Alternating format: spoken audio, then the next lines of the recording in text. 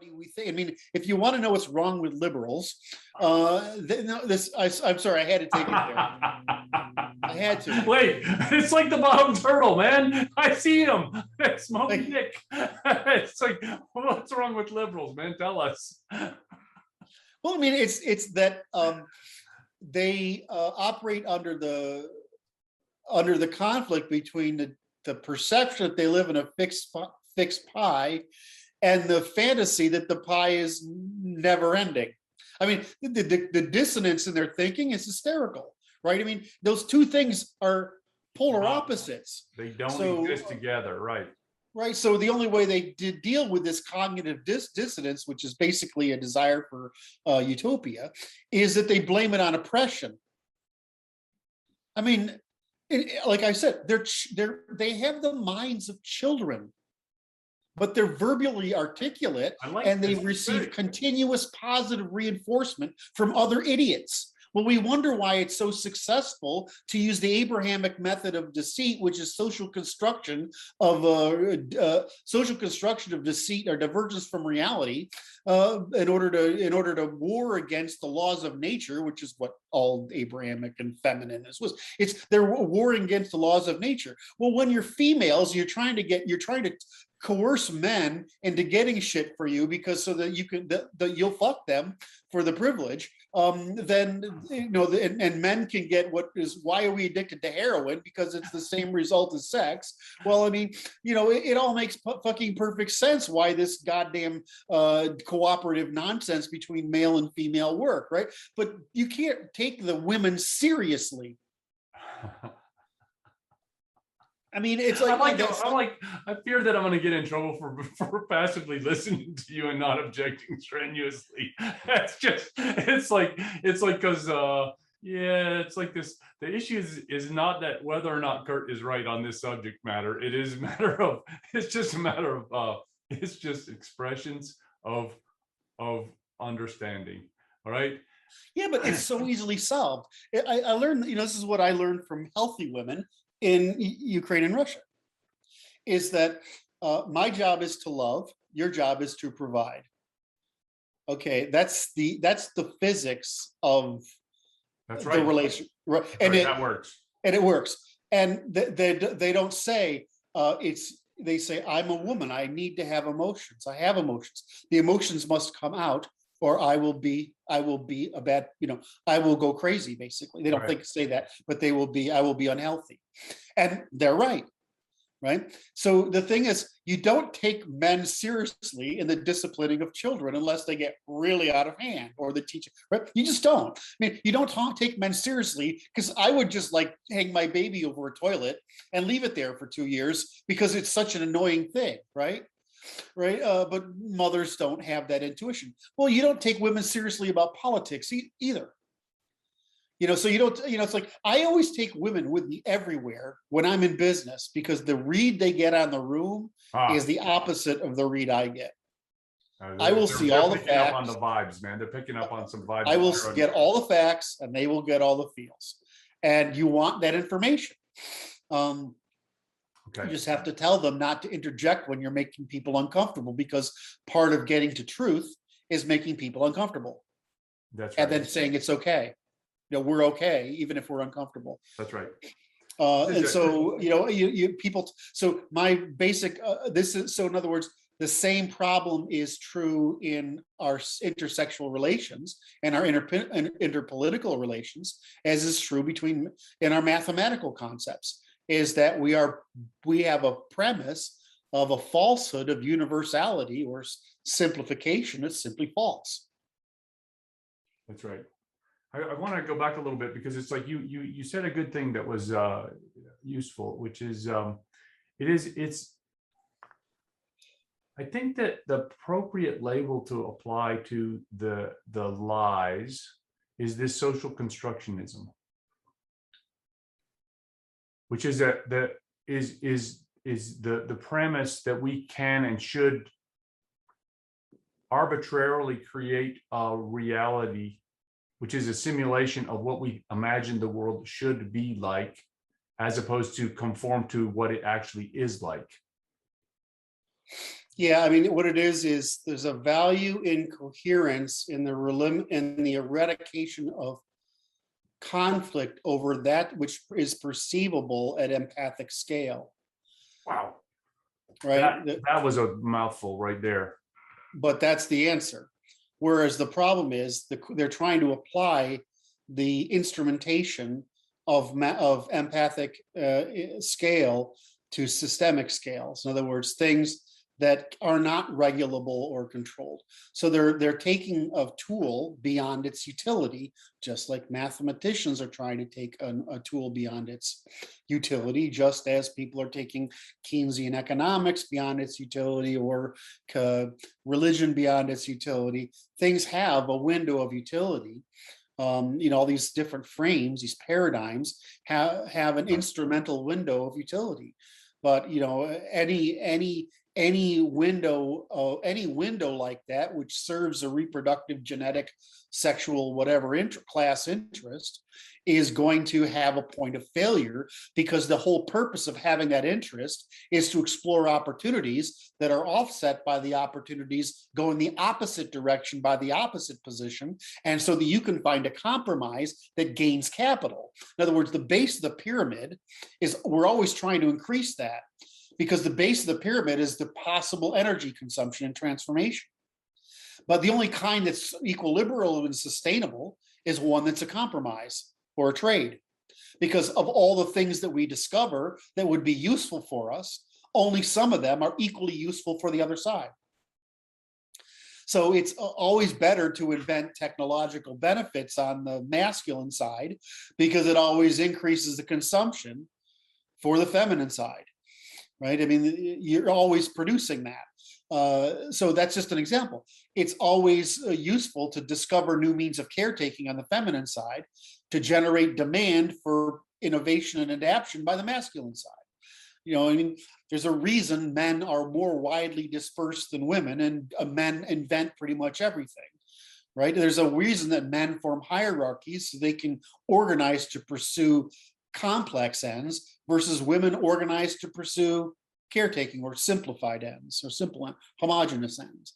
So I mean, these things are evolutionary necessities. They're not like I saw some video the other day of some woman making an excuse for why there's an X and Y chromosome and why there's alternatives, and it's more of this bullshit that's all tried to lie by insinuation or suggestion, when the real purpose, the X chromosome could do nothing more, needs to do nothing more than reduce the production of those things that produce feminine traits.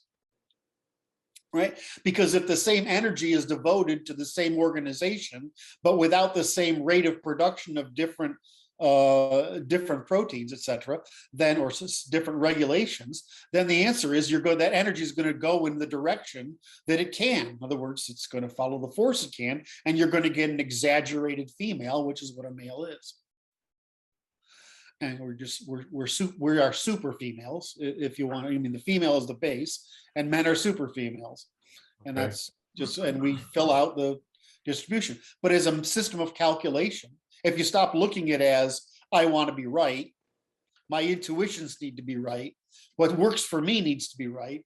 Instead of you look at it as the system, well, it's just calculating the capture of energy in the universe by the primary axis of divergence. And the primary axis of divergence in any system, in any being, appears to be sex, because it's the first cause of the primary difference in every sex, and therefore allows for a division of labor, which vastly increases this rate of calculation or computation of energy capture.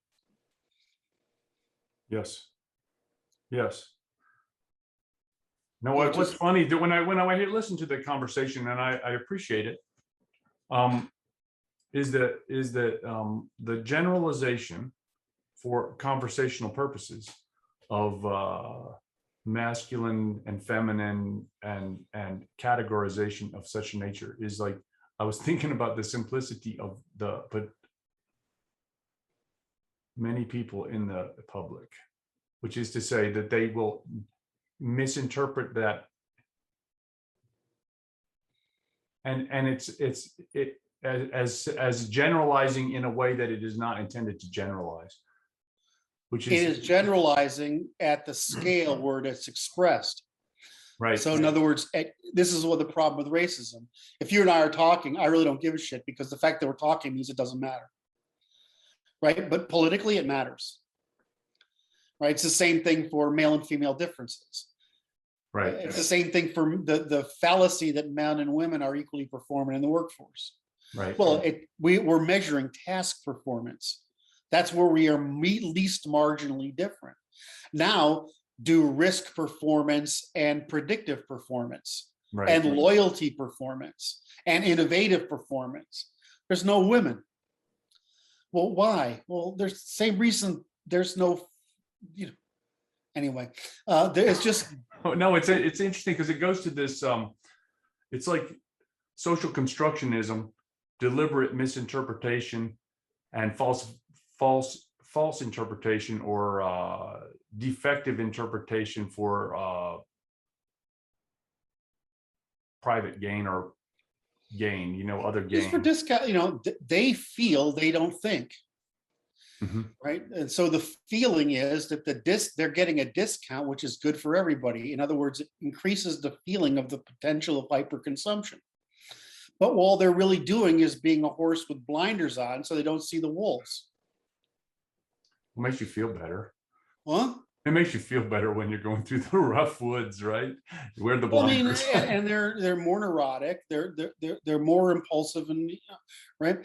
Now, the difference is that we're talking about, you have personalities aren't one dimensional. Right. So I can be, you can be neurotic, but you can also be, there's fearful or you can be highly pro-social and highly agreeable, but you can also be fairly well disciplined. In other words, you can be, right?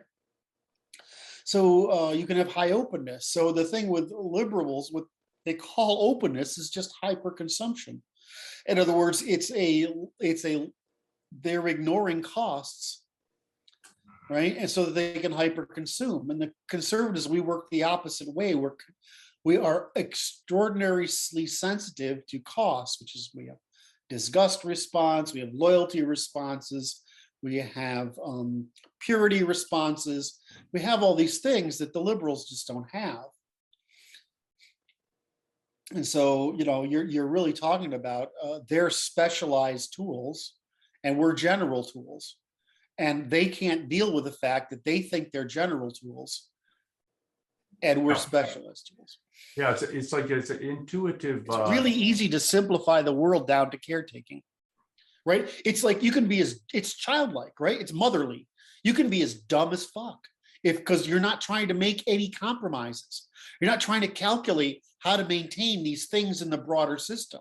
You're saying that if everybody just acts like me, this would happen, except that nobody's going to act like you, because if we did, this entire human race would vaporize within a couple of generations, because that's what happens to female systems, right? They collapse. Why? Because they're unproductive. They're hyperconsumptive.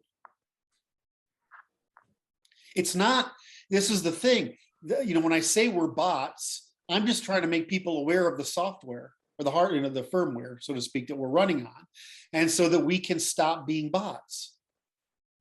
And the thing is, they want to be a bot because it feels good. I mean, when people say the spirit, or when you get these people that are spiritual, what they're talking about is the inner bot, the inner automaton, the instincts, the animal. Now, some of us are just evolved, so we're no longer animals.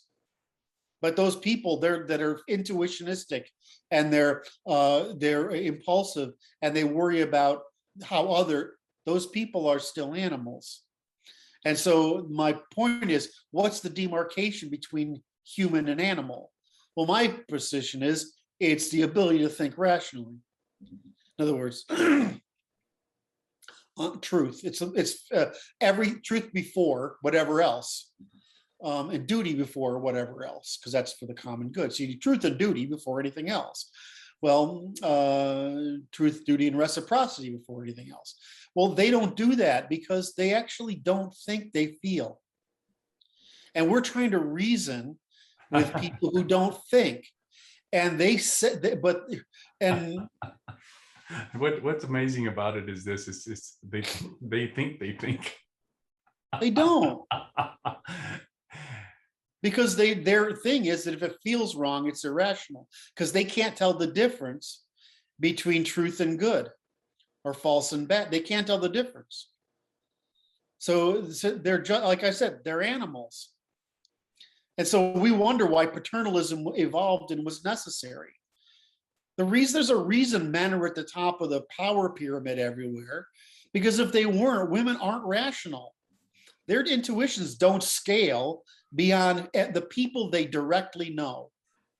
That's useful to elaborate on, I think, because it's intuitional satisfaction is what we're talking about, I think, and it only operates at certain scales of cooperation, I believe, is a proper way to talk about it, which is to say human organization at certain scales satisfies certain intuitions, but there's a limit on the utility of intuition, which is like that's the bot, the firmware directing the traffic of organization of humans within your experience.